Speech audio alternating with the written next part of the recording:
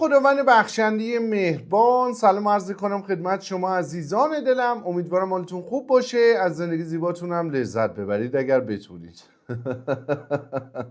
بریم سراغ هفته نامه مجموعه آموزشی روز. در خدمت شما نازنینان هستیم. اونس جهانی نقره $110، اونس جهانی طلا $5081. نقره رشدش نسبت به طلا بالاتره و نقره از طلا طلاتره. 5 سال این جمله بسیار زیبا رو که اختراع خودمون بوده، ثبت اختراع کردیم، رو تقدیم شما نازنینان عرض میکنیم. امروز که محتاج تو هم جای تو خالی است، 540 کیلو صف خرید گواهی سپرده نقره در بستر بورس کالا به قیمت 618 میلیون تومان. رکورد صف خرید در بستر بورس کالا من باب تقاضا برای نقره شکسته شده. سایت هایی که نقره رو به صورت آنلاین میفروشن اکثرشون گفتن ما دیگه فروش نقره نمیتونیم انجام بدیم و اگه کسی بخواد این کارو بکنه کار خطرناکی میکنه، چون دیگه توانایی خریدش به صورت آنلاین واقعا سخت شده. خب بستر بورس کالا مأخذ و منبع اصلی سرمایه گذاری.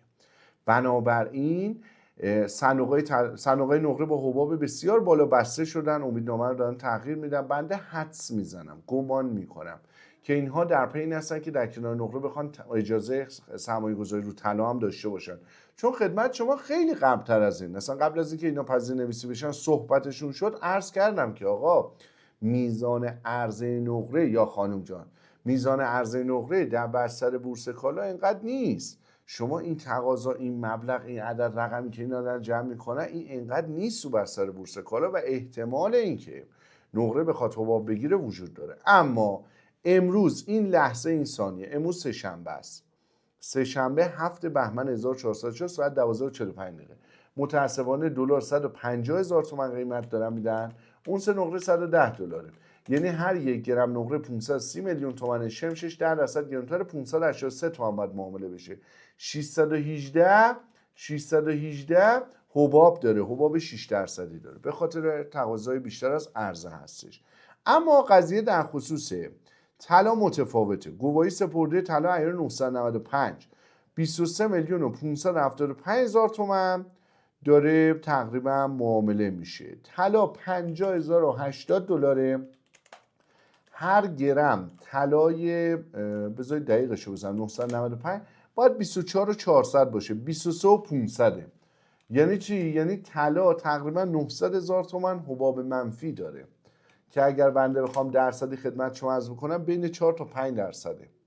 اینی که گواهی سپرده شمش 995 4%، 4.5% حباب منفی داره، یعنی شما وقتی که میای توی سایت به اصطلاح بازار بورس و یک صندوق طلا رو انتخاب میکنی، مثلا عیار رو انتخاب میکنی، خب اینجا عیار رو من بیارم، اینجا NAV که داره به شما نشون میده، این NAV الان 4% حباب داره. یعنی این الان از این عدد 49,520 اینو الان باید یه 4.5% اضافه کنید، این الان باید 51,750 تومان باشه و این قیمته الان دوباره زیر حباب داره، زیر حباب منفی داره، زیر ارزش واقعیش داره معامله میشه. پس ما شاهد این هستیم که طلا 4.5% حباب منفی داره و NAV صندوق‌های طلا در بستر بورس داره با حباب منفی معامله میشه و از اون طرف نقره 6% حباب مثبت داره. خب پس نقره از طلا طلاتر، نقره تقاضای بیشتری نسبت طلا رو در حال حاضر از آن خودش کرده. به شما نازنینان توصیه کردیم برای بار 800,000 عرض میکنم که در سبد داراییاتون نقره داشته باشید و در سبد سرمایه گذاریتون نصف یا بیشتر بنا به ریسک پذیریتون نقره و طلا رو اختصاص بدهید و دید بلند مدت داشته باشید. نقره و طلا در بازار جهانی گارد بسیار صعودی داره، هم شاخص دلار روند نزولی داره که اون دو تا علت داره. یکی به خاطر سیاست‌های انبساط پولی بانک‌های مرکزی دنیا به خصوص امریکاست که میخواد برگرده به قبل از کووید 19 برای سال 2020 بشه. پس سیاست انبساط پولی و کاهش دلار ایندکس تو دستور کاره. دو، خود امریکا بنا به ریسکایی که به وجود آورده چه در داخل کشور چه در نقاط مختلف، دلار داره تضعیف میشه. پس شاخص دلار روند نزولی داره، دو تا علت داره. پس همه کالاها سنتیمنت مثبت دارن، به خصوص طلا و نقره. از طرفی پشتبند طلا و نقره دیمند پول هم وجود داره، یعنی تقاضا هم وجود داره. تقاضایی که برای طلا هستش توسط بانک‌های مرکزی پیرامون اینکه ذخایر ارزی مثل دلار و یوروشون رو بدن طلا بگیرن. این تقاضا باعث میشه که اصلاح قیمتی خیلی کم باشه و کوتاه مدت و کم باشه و سریع برگرده. پس طلا و نقره به عنوان دو تا کالا در بازار جهانی به دو جهت سنتیمنت مثبت دارن. نقره به خاطر پنل‌های برقی، به خاطر پنل‌های خورشیدی و ماشین‌های برقی تقاضا زیاد داره. طلا هم تقاضای تبدیل در واقع ذخایر ارزی بانک‌های مرکزی از دلار یورو به طلا. پس تقاضا زیاده، دلار هم روندش نزولیه. تقریبا یه چیزی شبیه شرایطی که شما دارید تجربه میکنی. میگی ریال در حال تضعیفه، تقاضا هم وجود داره. تو بازار جهانی هم همینه. در نتیجه داشتن طلا نقره و سرمایه گذاری کردن و سوار شدن تو این قطار تو هر مرحلهش میتونه کاری خوبی باشه و به فرض اینکه ریسک سیستماتیک برچیده بشه روند رشد دلار قطعا کاهش پیدا میکنه، ولی روند رشد بازار جهانیش ادامه داره. اگر ریسک سیستماتیک بخواد افزایش پیدا کنه، خود روند رشد دلار میتونه قیمت‌های در واقع عجیب غریبی به خودش ببینه و خودش میتونه حرکت بده این رو و دوباره بازار جهانی روندش سودیه. پس داشتن طلا نقره چه در سناریوی کاهش ریسک چه در سناریوی افزایش ریسک میتونه داشتنش کار خوبی باشه و دید بلند مدت و در واقع نگاه این که اصلا در واقع مقداری از ذخایر شما به عنوان درصدی از دارایی‌های شما طلا نقره باشه، اصلا نگاه سرمایه گذاری یک آدم باهوش و هوشمنده. یعنی کار خیلی خوبی هستش. شما میگی بانک‌های مرکزی داره دلار یورو رو میده طلا میگیره، چون بانک مرکزی و ثروتش رو بر اساس میزان طلاش میخوان بسنجن. خب پس شما هم به عنوان یه فرد تو اقتصاد مثلا میگن آقا این چقدر ذخایر طلا داره، چقدر ذخایر نقره داره، پس کار خوبیه بده بلند مدت. نقره 110 دلاری واقعا در لحاظ عدد رقمی خیلی ارزونه و ما تو نقطه عطفی از نقره هستیم، نقطه عطف تاریخی هستیم. یعنی شما در آینده نچندان دور می توانید این رو تصور بکنید که نقره هر اونسش به $1000 برسه. این رو شما می توانید تصور بکنید و خواهید دید انشالله اگه زنده باشیم. نه اینکه مثلا بگه 30 سال دیگه، خیلی نزدیکتر. حتی مثلا من فکر میکنم تا 5 سال دیگه یا ماکسیموم یه دهه دیگه شما یه نقره $1000 رو به آب خوردن میبینی رو هر اونسش. پس روند بلند مدت داشته باشید و استراتژی معاملاتی داشته باشید. این قضیه نقره و طلاست. در نتیجه فروشش اصلا توصیه نمیشه مگر تبدیل به ملک مصرفی بخواید بکنید که قضیهش اصلا متفاوته. بالاخره شما سوار قطار سرمایه گذاری میشی، به جا میرسی که دوست داری پیاده شی و بری مصرف بکنی، چون نمیخوای بذاری که فقط وراث بخوره یا وراث نداشته باشی به کسی دیگه بخواد برسه. این به این صورته. اما در بازار بورس چه خبر؟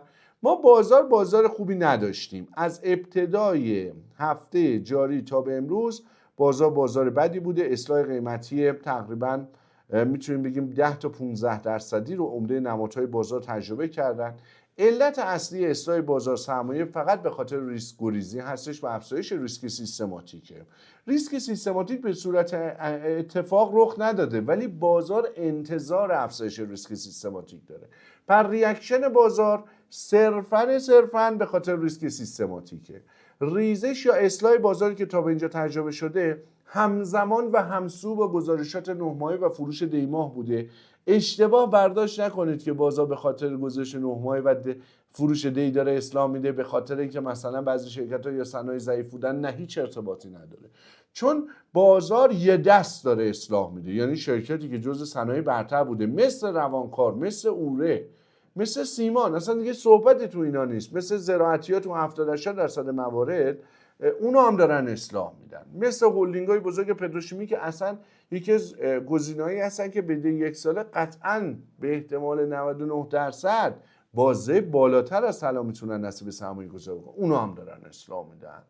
ولی بازار توی این شرایط مثلا بیایم امروز رو نگاه بکنیم، ارزش معاملات رو سورت بکنیم، به 2500 میلیارد تومان پتروشیمی اروند سرمایه گذاری صورت گرفته.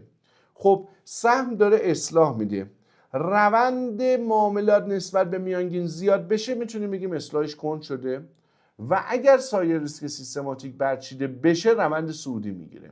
پس بازار دو تا اتفاق نیاز داره که بتونه روند نزولیش از بین بره. یک، برطرف شدن ریسک سیستماتیک روند نزولی رو بدون نیاز به هش خوردن سریع برعکس میکنه، فروشنده دیگه نمیفروشه، سریع خریدار وارد میشه و روند بازار به صورت کلیتش دوباره صعودی میشه و هرچی الان داره اصلاح میده عین فنر جمع میکنه بعداً برمیگرده.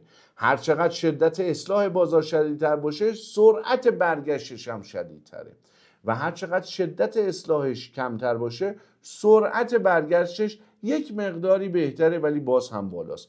یعنی بازار بسیار پرپتانسیلیه. شاخص 5 میلیون واحد در شرایطی که ریسک سیستماتیک افزایش پیدا نمی‌کرد به راحتی قابل دسترس بود و وقتی که صحبت از شاخص مثلا 10 میلیون واحد میشه واقعا دور از ذهن نیست و تو آینده نزدیک این قابل دسترسی خواهد بود. بنابراین بازار یا باید بنا به علتی که داره میرزه علت محو بشه که ریسک سیستماتیکه، یا باید ارزش معاملات زیاد بشه. حالا اگر ارزش معاملات در کل بازار، من میام اینجا تو سایت تریدرز آرنا این رو عرض میکنم، این متغیر تو سهام حق تقدم بالای 30,000 میلیارد تومان بخوره، یعنی اینکه دیگه صفوف فروش عمدتاً فروشنده ها تموم شده، چون ارزش صفای فروش 15,000 میلیارد 13,000 میلیارد معامله شده، رو هم دیگه بگو 30,000 میلیارد تومان. اگر ارزش معاملات نسبت به میانگین در سطح کل بازار به 30,000 35,000 میلیارد تومان برسه، روند نزولیش میتونیم بگیم داره کاهش پیدا میکنه و دیگه کند میشه. حالا اگر در خصوص هر شرکتی این اتفاق بیفته، خب اون شرکت میتونه مسیرش همین بشه. مثلا ما نگاه میکنیم این اروند 2500 میلیارد تومان بازار خریده، فامیلی 1300 میلیارد تومان خریده، پارسان 580 میلیارد، این که اصلا سب خریده، نوری 480 میلیارد تومان، وقدی 260 میلیارد، شبندر 214 میلیارد، شیراز 214 میلیارد، شستا 200 میلیارد، کرمانشاه 200 میلیارد تقریبا، شبنا 166 میلیارد، خیگستر ایران خودرو افزایش نرخ گرفته. ایران خودرو افزایش نرخ گرفت و با این افزایش نرخ گرفته من فکر میکنم که توی گذشته 9 ماه سود ناخالص ساخته ولی زیان خالص ساخته. فکر میکنم با این افزایش نرخ گرفته ایران خودرو زمستون سود میسازه و احتمال اینکه سال دیگه سودآور بشه زیاده. حالا من دوست داشتم این خبر رو بشنوم که در واقع مثل تمام صنایع و اکثر صنایع بازار قیمت گذاری دستوری رو صنعت خودرو برچیده شده و فروش تو بستر بورس کالا صورت میگیره که ما این کار درست کرده بودیم که متأسفانه دوباره برگشتیم به رویه اشتباه قدیممون. اگر این اتفاق میافتاد صنعت خودرو خیلی پتانسیل داشت. حالا به تبع اینکه اونا افشای الف زدن و امروز بستن، داشتن رو هلدینگاشون مثلا حجم می‌زدن. خراسان، شسبا، شتران، بانک ملت و خوارزم، فارس، حالا قیزر مثلا سب خرید بوده، زرماکارون پیویش خودسونی به این سود سرمایه محوره. حالا اینو میخوام به شما بگم، بازار اینا رو اومده خریده دیگه. وجه اشتراک بین این نمادهایی که ارزش معاملاتشون زیاد شده و نسبت به سایر سهم‌های بازار سریعتر یا زودتر دارن اینها رو معامله میکنن، عمدتاً صنعت پتروشیمی و پالایشگاست. تو پتروشیمی عمدتاً اون سازه. چرا؟ چون دلار شرکت‌ها 130 تومان شده. با گذر زمان دائما گزارشات مالی شرکت‌ها بهتر و بهتر میاد. یعنی هم فروش‌ها رکورد میزنه هم سودسازی‌ها رکورد میزنه. پس بازار یه شرایطی داره که با گذر زمان از اون طرف بازار جهانی کامودیتی‌ها روند صعودی دارن و بورس ما کامودیتی بیسه، یعنی هر چقدر بازار جهانی مثلا الان اوره 425 دلار هر چقدر روند صعودی داشته باشه به نفع شرکت‌هاست. از این ور درآمد شرکت‌ها رو بیس 130 تومانی که 70-80% رشد شده و این روند صعودی خیلی خیلی مناسبی رو از آن خودش کرده که اوضاع بسیار بسیار خوبی رو داره نشون میده. پس گذر زمان به نفع بازار بورسه. هر چقدر زمان بگذره سوداوری و سایز شرکت‌ها بزرگ و بزرگتر میشه و توی یه همچین شرایطی اگر بازار بخواد اصلاح قیمتی بده داره واگرایی بنیادی ایجاد میکنه. یعنی از طرفی شرکت‌ها دارن بزرگ میشن ولی تو بازار ارزش بازارشون داره کوچیک میشه. خب این عدم همخوانی موقتیه، چون نمیتونه که شرکت ماهوت و به ذات خودش بزرگ بشه بعد هی در بازار کوچیکتر معامله بشه، کوچیک بشه. میگه پشت جهان دیده ای روی جهان را ببین، پشت شرکت دیده ای روی شرکت را ببین. پشت شرکت داره بزرگ میشه، نمیتونه که روی شرکت کوچیک بشه.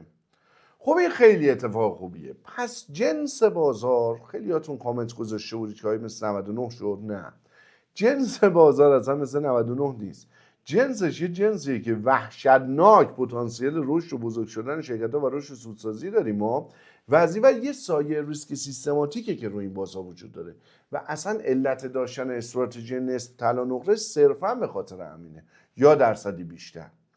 وگرنه که سایر ریسک سیستماتیک برچیده بشه، این شرکت ها پتانسیل رشدشون خیلی بالاست و روند کلی بازار کاملا سودیه. بنابراین از اصلاحات بازار لزوما آدم نمیتونه ناراحت بشه، کما اینکه بعضی از شرکت های تاپ بازار از 2 مهر ماه که در نیمه دوم بازار خیلی خوبی داشتیم تا به امروز پی بی بالایی گرفتن و اونا فقط تو شرایطی که در واقع خیلی ریسک سیستماتیک افزایش پیدا کرده بود پی بی ارزون به شما میدادن. هنوز این بازار تا به اینجا اصرار داده اونا رو ارزون به شما نداده. ولی این شرکت هایی که میبینید ارزش معاملاتشون بالا بوده، اینا علت و دلیل و منطق داره، اینا اصلا اتفاقی نیست. اینا جزو شرکت های خوب هستن عمدتاً که بازار خوب ارزیابی کرده و نقیض استدلال هم صادق نیست. یعنی ما شرکت های خوب دیگری هم داریم که فعلا بازار اونها رو نخریده و ارزش معاملات زیاد نشده. حالا میام همین کار رو تو فرابورس هم دوست دارم انجام بدم. خب فضا بیشترین ارزش معاملات رو داشته، خب معدن طلاست. توی دما میگید فعالیت نداشته، خب طبیعی اینقدر که اونجا سرده نمیشه فعالیت داشت، به خاطر برودت هوا هستش. یه افشا زده گفته من تحت السهام به مرحله اجرا نرسیده و فعلا متوقف شده، هزینه که بابت اون کردم و هزینه دور شناسایی میکنم نه تموم شده. در واقع طرح‌ها مطابق استاندارد شماره 13 مخارج تعیین مالی حسابداری کاملا کارش درسته، هزینه‌اش باید افشا بشه مبلغش چقدر داره. ارز اولیه اخیر سنتیمتر مثبت داشته، ارز اولیه کاشی سنتیمتر مثبت داشته. قاسم به عنوان شرکت پخشی که گزارش خیلی خوبی داده، اینم سود سرمایه محوره. تقاضا زیاد داشته، زفوکات تو زراعتی از افزایش قیمت شیر اومده، زشکزاب. به همین صورت دوره تو روانکارها شرانول، تو دارویی دزاگروس، تو حمل و نقدی ها هسینا، اینا همه نسبت مابقی بهتر معامله شدن دیگه. اینا خلاصه بیشترین ارزش معاملات رو در فرابورس تجربه کردن. چیزی که محرز و مشخص هستش که ما برای شما نازنینا در سایت مجموعه آموزشی روز به نشانی rose.oj.com شما میتونید تشریف بیاری، وسط صفحه کلیک میکنی کانال آموزشی مجموعه آموزشی روز. اینجا این کانال آموزشی رو برات میاره. ما هر روز از 2 هفته پیش شنبه تا به امروز تحلیل تک تک شرکت‌ها و صنایع رو خدمت شما فرستادیم. یعنی شرکت و صنعتی نذاشتیم از دست شما در بره و توضیح مفصل در خصوص کل بازار، در خصوص صنایع، در خصوص شرکت‌ها. همینجور من اسکرول رو میام بالا، شما ملاحظه بفرمایید حجم مطالبی که ارسال کردیم بسیار بسیار زیاد، گسترده و جمع‌بندی قشنگی انجام دادیم. یعنی کارو نصف نیمه و هم این که مثلا میگیم حالا ولش کن، حالا قطع، حالا وصل میشه، این حرفا نیست. ما وصل بودیم، ما تقریبا فقط 2 ساعت نتونستیم خدمت رسانی بکنیم، بعد خدمت رسانیمون رو آغاز کردیم و همینطور ادامه هم میدیم. یعنی شما همیشه روی این مجموعه آموزشی میتونی حساب بکنید، چون ما انرژی انگیزمون الهیه و هر روز پرسنل نازنین مجموعه آموزشی رو تلاش کردن، کما اینکه توی این مره پنجشنبه و یک روز جمعه هم بچه‌ها تشریف آوردن و تلاش کردن برای اینکه بهترین ها رو در اختیار شما بذارن. این خیلی زیاده. ببین همینطور شما میای بالا و میتونی ملاحظه بکنی. وایس ها رو هم شما ضرب در 2 میتونید گوش بدی. ببین من اینجا مثلا اینو بزنم، اینجا 3 نقطه داره، اینجا اسپید رو میتونم بیام انتخاب بکنم و ضرب در 2 این رو گوش بدم. یعنی شما اینجا سرعت بالا هم میتونید وایس ها رو مثل بستر قبلی راحت ملاحظه بفرمایید. یعنی من اینجا صدا رو قطع کردم، راحت میتونید ملاحظه بکنید و کیف بکنید.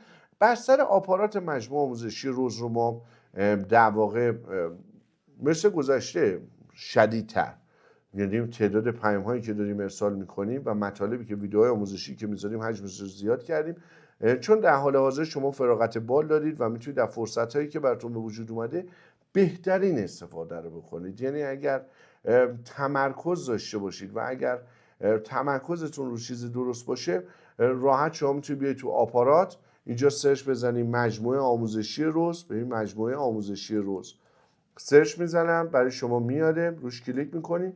تمام اینجا در روزی 2 تا ویدیو داریم برای شما. مثلا این یکی از ویدیوهای شاهکار آموزشی ماست که چی از طلا طلاتره، یکی از بسیار بسیار ویدیوهای قشنگمونه. هم ویدیوهای قدیمی داریم میفرستیم، هم ویدیوهای جدید برای شما ضبط میکنیم. این ربات مجموعه آموزشی روزی که به سلامتی به تازگی آماده شده و ان شاءالله شرایط اینترنتی فراهم بشه، این رو در اختیار شما میذاریم. یعنی از نظر حالا فیزیکی نیاز ندارید، اما به صورت آنلاین دستیار معلم هستش و شما سوالات درسی و آموزشیتون رو میتونید ازش راحت بپرسید. در چارچوب آموزشی که بهش دادیم، خودمون لرنش کردیم، میتونید شما اینجا کیف کنید و لذت ببرید. خلاصه تمام مطالب آموزشی میتونید بخونید. دوره آموزشی در واقع دکتر مالی رو به زودی براتون بارگذاری میکنیم، ملاحظه بکنید و کیف کنید. حسابی فعالیت گسترده و عظیم رو مشابه گذشته تقدیم حضورتون میکنیم و فعلا از طریق آپارات و از طریق سایت مجموعه.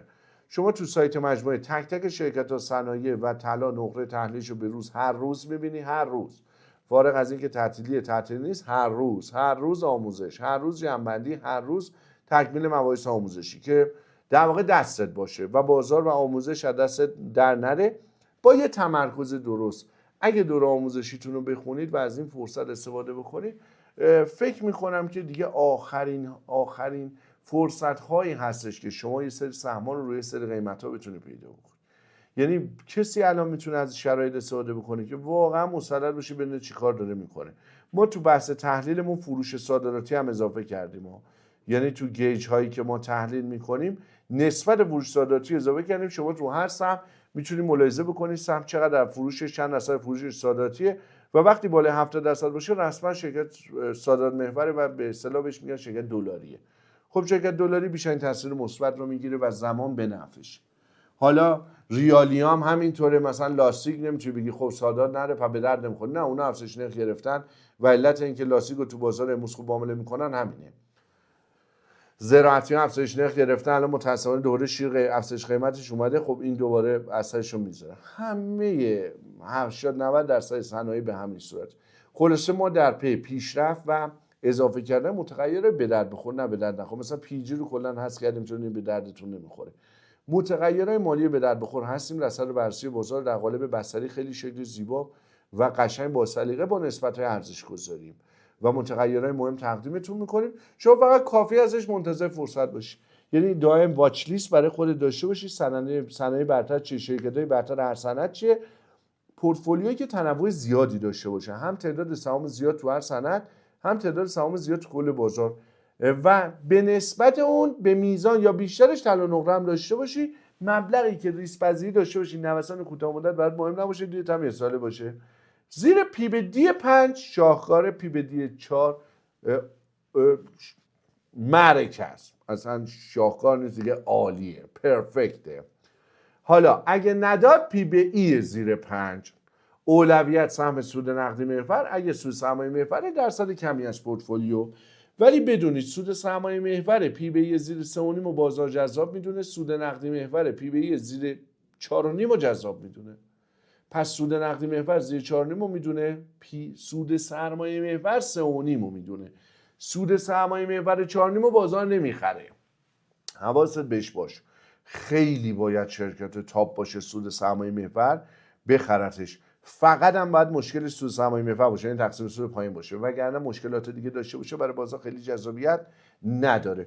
حالا حجم مطالب تک تک شرکت‌ها، تحلیل آموزششون به صورت گسترده و عظیم در کانال آموزشی ما تقدیم حضور شده دیگه. بنده نمیخوام این مطالب رو دوباره تکرار بکنم. شما اینجا ببین همه اسکرول رو بنده با چه سرعتی میخوام بیام بالا تا اینا برسم به همون مثلا 2 هفته پیش. خیلی زمان میبره. ببین تمام اینا رو باید بخونی، وایسا رو همه رو گوش بدی. خیلی سعی کردیم با محوریت قشنگ آموزشی تقدیم حضورتون بکنیم، واقعا لذت ببرید. یه کار درجه 1. حالا دیگه ما رو ببخشید نمیتونیم بستری مشابه در واقع بستر قبلی خب ایجاد بکنیم، هم امکانات هم بحث سرور و اینها، ولی خب همین بستر رو هم دائم در حال آپدیتش هستیم، به روز هستیم، امکانات بهتری رو براتون فراهم بکنیم تا بتونید استفاده بفرمایید. توی روبیکا و ایتای مجموعه آموزشی روزم هر سوالی مشکل داشتید پیام بفرستید، خود بنده شخصا دارم پیام رو پاسخ میدم و توی بستر قبلی به سختی معمولا وصل میشم، یه نیم ساعت 1 ساعت میام اونجا هم اگه بتونم وصل بشم سریع پیام داده پاسخش رو میدم و در واقع یه وایس آموزشی در کانال عمومی مونم باز میذاریم. ولی فعلا در بستر سایت فعالیت میکنیم و تو آپارات مجموعه آموزشی روز. پس تمام صنایع و شرکت‌های بازار رو تحلیل تک به تکشو میتونی تو کانال آموزشی تو سایت ببینی. هر سهمی که دلت خواست اینجا نبود احتمالاً سهمی که یه ایرادی داره. درچه ما بیشتر محوریت سهم‌های گزارش‌های خوب داشتیم، اگر هم مثلا شرکت گزارش بر بوده یا درخواست شما نازنینان بوده یا بحث آموزشش قشنگ بوده، ولی میتونید تو روبیکا و ایتا هر بستری که ارتباط داره یا تلفن‌های مجموعه میتونید تماس بگیری. ما اونها رو هم به عنوان کیس آموزشی برای شما تحلیل میکنیم. تمام شرکت‌های بازار سرمایه رو بجز صنعت بیمه، لیزینگ و قند 15 سال سابقه اطلاعات مالیشون رو داریم، دقیق و درست. همه رو میتونیم برای شما بفرستیم اینجا و مطالب آموزشی رو برای شما تکمیل بکنیم. وقت بذارید، انرژی بذارید، تمرکز بکنید، کتاب بخونید، دوره آموزشی بخونید، سطح سواد و دانش و تسلط و مهارتتون رو بیارید بالا، سوار بازار بشید و از فرصتایی که ایجاد میکنه استفاده کنید. فکرتون رو جای اشتباه نبرید. چیزی که خارج از کنترلتونه، چیزی که جبر زندگیتونه، خیلی بهش توجه نکنید. تمرکزتون رو این باشه که به موفقیتی برسید که بتونید خدمتگزاری بکنید و به مردم کمک بکنید. اگه کاری برای کسی میخوای بکنی، باید ابتدا به خودت موفق باشی و بعد خدمتگزاری بکنی. و ما به عنوان یه مجموعه آموزشی عین برادر در خدمت شما هستیم و پرسنل نازنین مجموعه آموزشی روز واقعا برادرانه و خواهرانه دارن شبانه روز تلاش میکنن. شبانه روز که اغراقه، ساعت 9 صبح تا 5 بعد از ظهر. پنجشنبه جمعه هم شبانه روز نبوده، اونم حالا 11 اومدیم مثلا ساعت 3 4 بعد از ظهر هم رفتیم. شبانه روز ما اصلا اینجا نمیتونیم، چون کار فکری هستش و اصلا کار یدی نیستش که بگیم خب ما 24 ساعت مثلا بیل بزنیم نتیجه بخش بشه. اصلا دنیای سرمایه‌گذاری دنیای تفکره و شما باید تفکر خوب باشه، قدرت تصمیم گیری خوب باشه. خلاص ببین همینجور دارم میام بالا، اینا تموم نمیشه. شما باید بیای همه اینا رو بخونی، آپدیت باشه، اطلاعاتت به روز باشه، تمام مباحث آموزشی یاد بگیر. و بنده آدمی نیستم که حرف تکراری بزنم و آدمی هم نیستم که مطلب آموزشی یاد ندم. یعنی هر هفته و هر ماه شما مطلب آموزشی یاد میگیری. بچه‌ای که 5 سال افتخار داریم در کانال آموزشی تخصصی بورس ما عضویت سالیان سال دارن و خودشون ماشاءالله استاد هستن که ما افتخار داشتیم تا به امروز قریب به 131 دقیقشه مدرس پرورش شدیم و الان در حال حاضر تدریس دارن میکنن. حالا بنا به شرایط شاید امکان ارتباطیشون ضعیف شده باشه، ولی انشالله ملاحظه‌شون میکنید دیگه. خب خیلی اینها واقعا زحمت کشیدن. پس موفقیت رو به دست بیارید، با عزت، با سربلندی به همه کمک بکنید. حالا کمک مالی، معنوی، فکری، جسمی، ذهنی، هر چی که هست عالیه. حالا این قشنگ شد این اومد اینجا من این نکته آموزشی به شما بگم. ببین الان مثلا شبلیس رو ما اومدیم تحلیل کردیم در مثلا یه تاریخی که 20 دی 1404 هستش. خیلی خوب، الان اینجا برآورد سودسازی 39052 میلیارد تومانه دیگه، درسته؟ و اینجا ارزش بازار 325000 میلیارد تومان بوده. خیلی خوب، حالا من میخوام بیام همین امروز ببینم تحلیل شبلیس به چه صورتیه. یعنی نسبت به 20 دی ماه، الان امروز که ما 8 بهمن ماه هستیم، تقریبا چقدر میشه؟ تقریبا میشه 18 روز ازش گذشته. میخوام ببینم توی این 18 روز چه اتفاقی برای شبلیس افتاده. خب چه اتفاقی افتاده؟ گزارش 9 ماه اومده، گزارش فروش دی ماه اومده. میخوام ببینم برآورد سودسازیش این بهتر شده یا بدتر شده. ببین این خودش نشون دهنده این هستش که شما رصد و بررسی سهام رو داری به صورت درست انجام میدی. اگر شرکتی در هر گزارش مالیش که اعم از فروش ماهانه یا عملکرد سه ماهش باشه برآورد سودسازیش افزایش پیدا بکند، شرکت در حال رشدیه. یعنی دائما رشد فروش و رشد سودسازی داره میسازه و پتانسیل های در واقع درآمدزایی و سودسازیش داره افزایش پیدا میکنه. شرکت خوبی. ببین الان امروز آوردم اینجا شبلیس رو با هم ببینیم، 316000 میلیارد. خب بعد برآورد سودسازی 53000 میلیارد، یعنی آخرین برآورد 39000 میلیارد بود، الان 53000 میلیارد، یعنی 14000 میلیارد تومان رشد کرده. یعنی 36% رشد برآورد سودسازی داره. خب چرا؟ چون گزارش 9 ماهش دوباره گزارش معذرت میخوام 4 ماهش، چون دوره مالیش 31 دیمان برج 4 سال مالیش میشه 9421 میلیارد رکورد فروش زده. خب این میشه یک نمونه از شرکتی که داره بزرگ میشه. ببین وقتی بهتون میگم با گذر زمان شرکت بزرگ میشه اینه منظورم. یعنی شرکت پتانسیل سودسازیش زیاد میشه، بزرگتر میشه. حالا این شرکت یه شرکتی هستش که عمده فروشش صادراتیه، پس سرعت رشدش هم میتونه بیشتر باشه. تقسیم سود خوبی داره، مطالبات به دارایی‌هاش هم خب زیاد، اورسازا همینه، حاشیه سود 50% داره. حتی ما اینجا تقسیم سود اینو نمیشیم 6600 میلیارد تومان که این یک کیس خاصه. 22800 میلیارد مجمع به طور عمومی به طور فوق‌العاده گذاشت تقسیم سود کرد. 6600 میلیارد هم کرد. 29400 میلیارد دقیقشه سود رو تقسیم کرد. 22800 میلیارد تومان تقسیم سود کرد از محل انباشته به طور فوق‌العاده 22800 میلیارد تومان از محل انباشته میخواد افزایش سرمایه بده که سهام رقیق میشه و بسته میشه. افزایش سرمایه بالای 200% قیمت هر سهمش یهو میاد پایین و تعداد سهامش میره بالا. کار قشنگی. یه سری از شرکت‌ها خیلی باهوشمون هم دارن افزایش سرمایه میدن، نزدیک سال مالیشون هستش و اینا افزایش سرمایه رو تا مجمع عمومی عادی سالیانه ثبت نمی‌کنن که با این کار راحت حمایت سهامشون رو انجام میدن. که ما این لایو تخصصی در این زمینه آموزشش رو داشتیم. من بیام توی آپارات ببینم من میتونم این لایو تخصصی رو خودم پیدا بکنم. اینا هاشش ببینم، نه اینجا باید باشه. اینو میزنم مشاهده بیشتر، بررسی هولدینگ ها و شرکت های سرمایه گذاری، ارتباط بین گزارشات مالی. این دوتا رو حتما بخونید، دوتا لایو خیلی تخصصی و حرفه‌ایه. من پیداش رصد اقتصادی من پیداش نتونستم بکنم، ولی حتما بچه ها گذاشتن اینجا. اسمش این هستش که آموزش تخصصی افزایش سرمایه. اینا ویدئوهای کوتاه ما هستش. آموزش تخصصی افزایش سرمایه، اینا هاشش. آموزش تخصصی افزایش سرمایه. شما اگه این لایو رو که در 26 آبان هست ملاحظه بکنی، به دید اینکه یاد بگیریم. خب این یکی از شاهکارهای آموزشه. بعد الان کیسای ریلش رو تو بازار پیدا میکنی. هم شرکتی که همین امروز صفحه خرید بوده به تبع اینکه این افزایش سرمایه رو داره میده، هم شرکتی که دو تا شرکتی که تازه پیشنهاد دادن تو محله پیشنهاد به زودی گذاشت توجیه میاد و افزایش سرمایه از من در واقع آور نقدی و سودماشی ترکیبی رو میدن. این لایو آموزشی رو ببینید و یاد بگیرید. این آموزش تو هیچ دوره آموزشی و هیچ کجای کشور مطالعهش رو ندیدی و پیدا نمی‌کنی. اینایی که تاکید میکنم و شما هیچ کجا اصلا آموزش رو ندید، چون اصلا یه همچین تخصصی رو در واقع من بعید میدونم که شما پیدا بکنی به این راحتی. ببین مثلا ارتباط بین گزارش مالی شما همچین آموزش هیچ کجا ندیدی. بررسی هولدینگ ها شرکت سرمایه گذاری خیلی کمکت میکنه. این یه آموزش واقعا درجه یکی که الان خیلی کمکت میکنه، چون خود هولدینگ ها تنوع بخشی دارن و ریسک رو کم میکنن. ما وقتی میگیم بازاری هستش که ریسک در واقع سیستماتیک داره در تاثیر قرار میده، خب کار عاقلانه تنوع بخشی تو تعداد سهام هم هست و کار عاقلانه داشتن نقره و طلا هم هست دیگه. خب پس تنوع بخشی در شرکت ها خودش از طریق هولدینگ ها اتفاق میفته، چون خود هولدینگ چند تا شرکت داره. و اینه که بازار اگه دقت بکنی تو ارزش معاملاتی که صورت گرفته باز محوریتش رو هولدینگ بوده.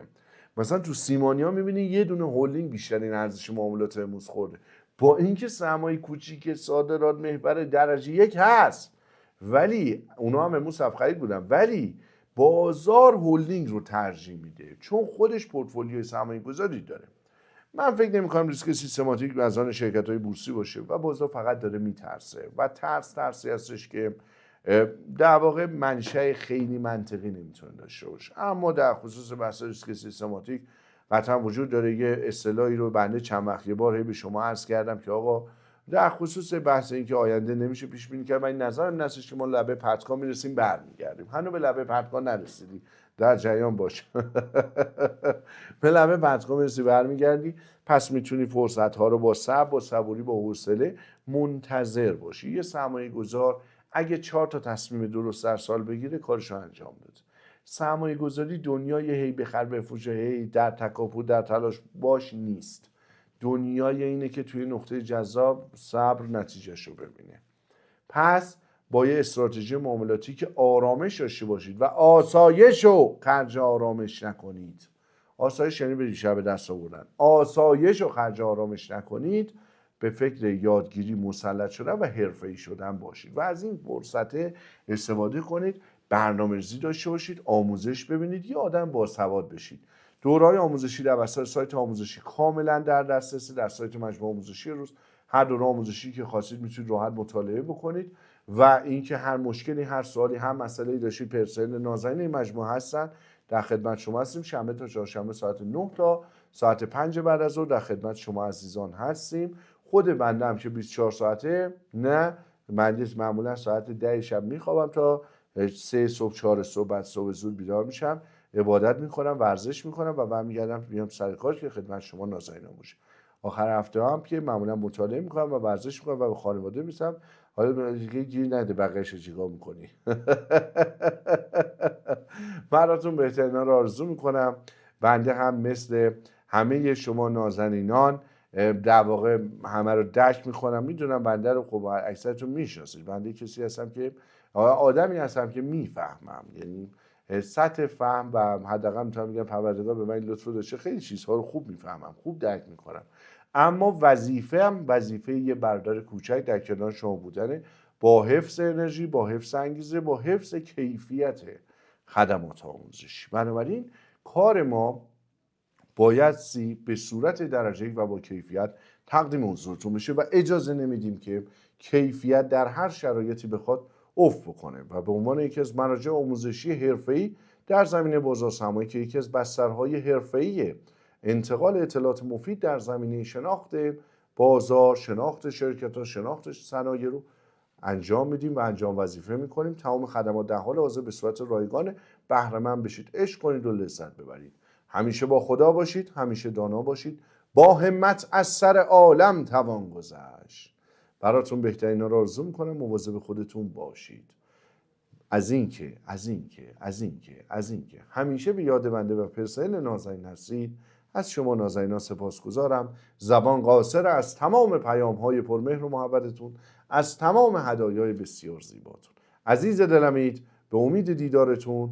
مواظب خودتون باشید. خدا یار و یاورتون باشه. خدا نگهدار.